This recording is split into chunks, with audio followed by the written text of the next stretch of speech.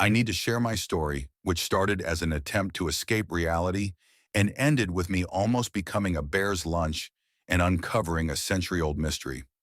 It all started a few months ago when I decided I needed a radical change of scenery.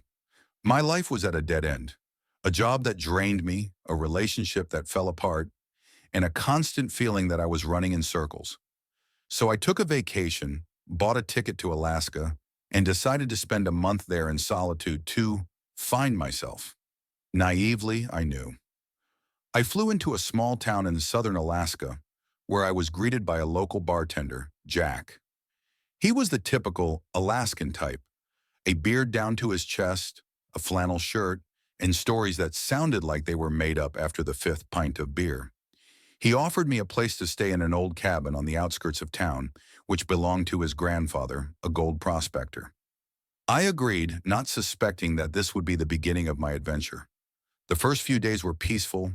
I wandered through the forests, watched the northern lights, and tried not to think about what I had left behind. But one evening, as I was returning to the cabin, I saw a bear. It was enormous, and it seemed to really like the idea of having me for dinner. I took off running, but the bear was faster.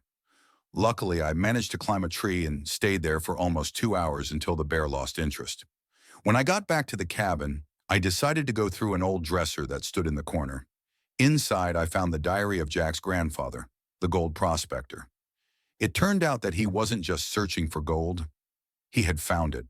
But instead of telling anyone, he left coordinates to a hidden stash that no one had ever discovered.